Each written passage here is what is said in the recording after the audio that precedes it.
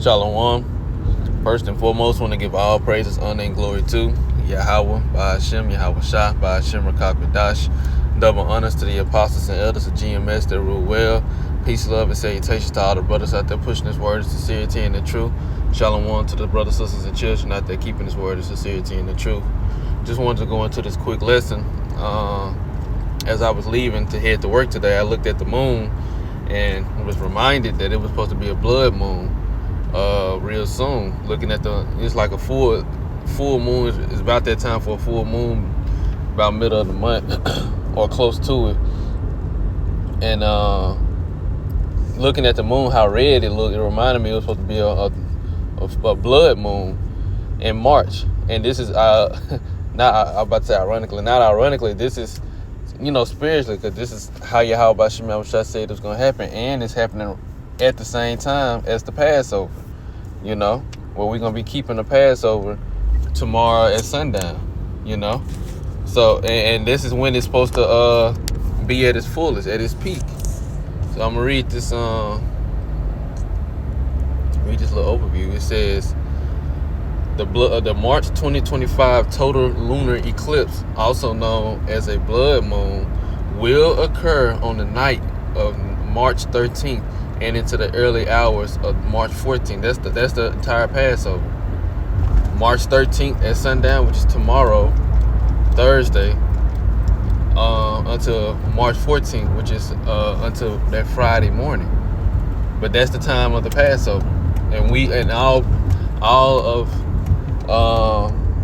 the hopefully elect, we're gonna be keeping the Passover.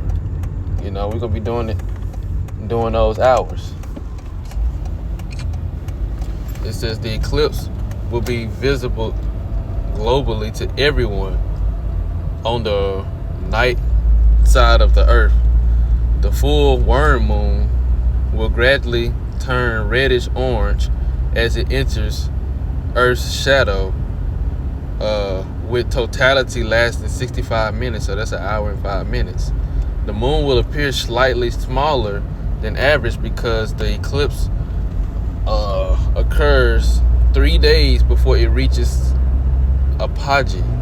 I think I'm saying that right. Its farthest point from Earth. Right, so it said, and then 3 days, all of it is spiritual. After Yahweh Shah was taken up, how many days did it take before he rose up again? 3. When in Revelation chapter 11, where it says, our dead bodies was lying in the streets, and further on down it said, after 3 days, the spirit of life entered into us. So it's spiritual that it's 3 days, and that's more than likely why it's looking reddish now, because it's all in preparation for it. So I'm gonna get and I haven't seen the moon a couple of days. Let me see. This is Joel chapter 2, starting at verse 28. It says, and it shall come to pass afterward that I will pour out my spirit upon all flesh, and your sons and your daughters shall prophesy, and your old men shall dream dreams, and your young man shall see visions. Right. And we have been seeing it all throughout this time. Men and women of all nations have been having dreams and visions of the times that's to come.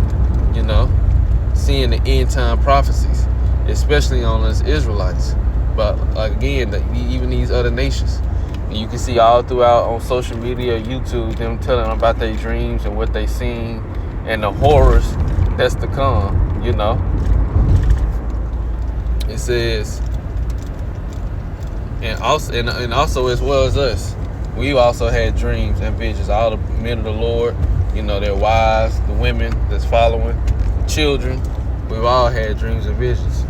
It says, and also upon the servants and upon the handmaids in those days will I pour out my spirit, and I will show. I'm gonna read 30 in the AMP, verse 30. I will show signs and miracle wonders, displaying my power in the heavens and on the earth, blood and fire and columns of smoke. And Yahweh Ba'ashim Yahushua really has been showing signs. All throughout these times, all throughout ages, he's been showing signs of what's about to happen with the time we're living in and what's about to come by Yahushua. Yahushua told us to measure the time diligently within itself. And Yahushua said out his mouth, watch. We don't know what time we don't know the exact day he's returning, but we know the time period. We know exactly around the time he's coming, and we know that we're living in that time. Verse 31, the sun will be turned into darkness and the moon blood. See, the moon blood. And this is what we see. This is what's about to go down tomorrow. Tomorrow at sundown. And this ain't the first time. It's been doing this for years. The last days actually started when Yahushua was on earth. That's when the last days started. Now we at the end of the last days, where everything is about to be completed. It says, and the moon into blood before the great and terrible day of the Lord Yahushua comes. Yahweh Ba'ashim Yahushua comes. And it happened in the ancient world, in ancient Rome, 2,000 years ago when Yahushua was on the scene. And now it's happening again because he's about to return. That's why I say the great and terrible day. Because the time that we coming upon, it's not going to be no light time. It's going to be the worst time in history. Jacob's trouble leading all the way up until the destruction of Babylon the Great and the downfall of all these nations. Just like our beloved El Apostle Tahar coined the year. And it shall come to pass, and it shall come, I read in KJV, and it shall come to pass that whosoever shall call on the name of the Lord shall be delivered. For in Mount Zion and in Jerusalem shall be deliverance, as the Lord hath said, and in the remnant whom the Lord shall call. Well, I'm reading that in the AMP. It says, and it shall come to pass, it shall come about that whoever calls on the name of the Lord Yahweh Ba'ashim Yahushua, and it's more than just calling on that name, calling on the believing and following the doctrine that's associated with that name, the true doctrine, will be saved from the coming judgment.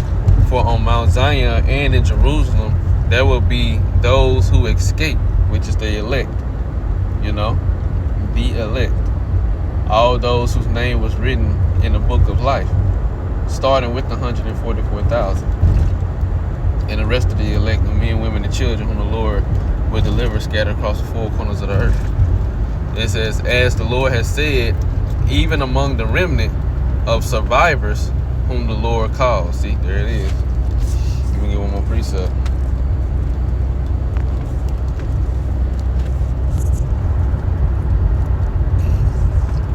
This is Acts chapter 2. I'm going to start at 16, reading in the AMP.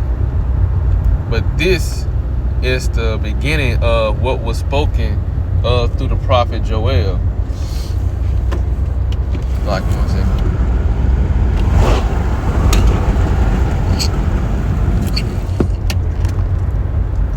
And it shall be in the last days, says the Most High, that I will pour out my spirit upon all mankind. So that's how you know it's all nations. All nations are seeing dreams and visions. And your sons and your daughters shall prophesy, and your young men shall divinely prompted see divinely prompted visions.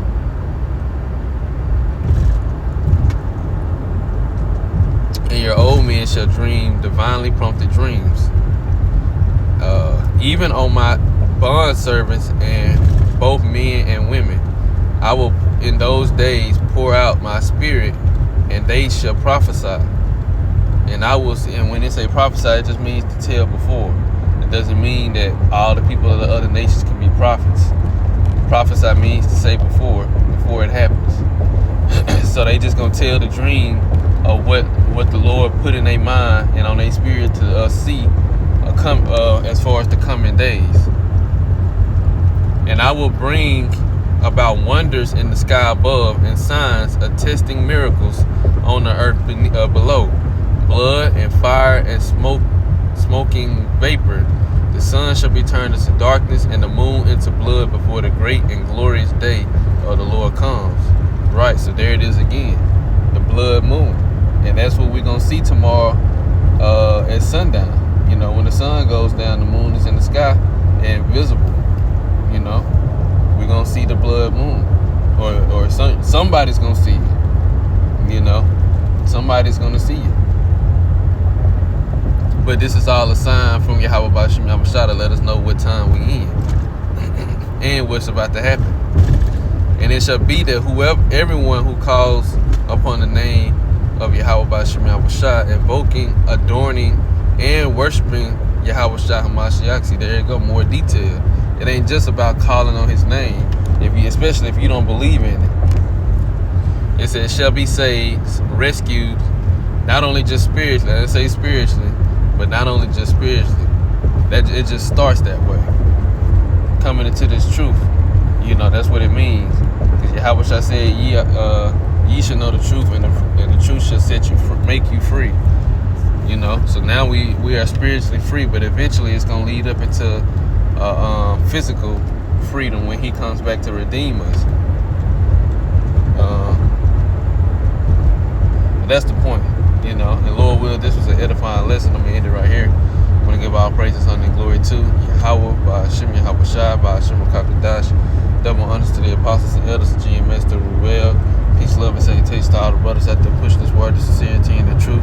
Shalom to the brothers, sisters, and children out there keeping this word of sincerity and the truth. And until next time, shalom.